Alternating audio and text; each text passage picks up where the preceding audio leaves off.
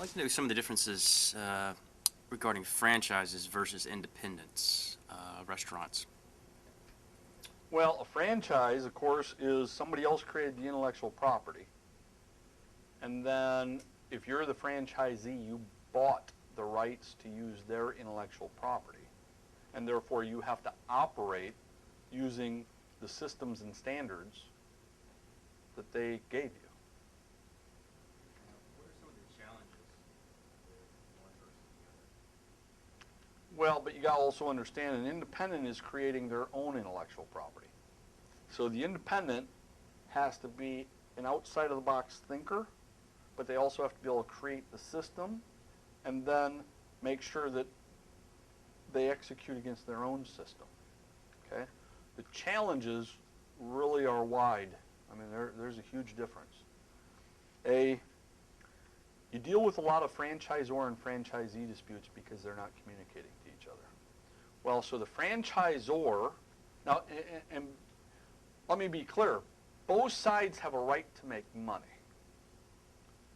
But their way of going about making money is different. A franchisor's customer is the franchisee. And the franchisee's customer is the customer that buys the food in the restaurant. And that's where it gets broken down a lot. Because a lot of times what ends up happening is the franchisor oversteps its bounds and is more worried about the customer than they are their customer, which is the franchisee. Also, the franchisee oversteps its bounds because it's wanting to change the intellectual property or the concept of the structure, the operating process that they bought, that they paid for. And it ultimately comes down to, when we are dealing with disputes of the franchisor and the franchisee, walking through the communication.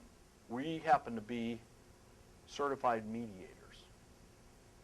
Went through the process of training to get our certificates so that we could mediate. Now, in a lot of cases, people mediate between, marriage disputes, business disputes, finance disputes. Well, we only deal with mediating between franchisor and franchisee disputes. That's the only thing I know is restaurant business. And what we thought was, we're best off focusing on where the most disputes happen and only be an expert in dealing with mediation in those disputes. So we deal with those disputes, and the focus happens to end up always coming around to, two of you weren't communicating.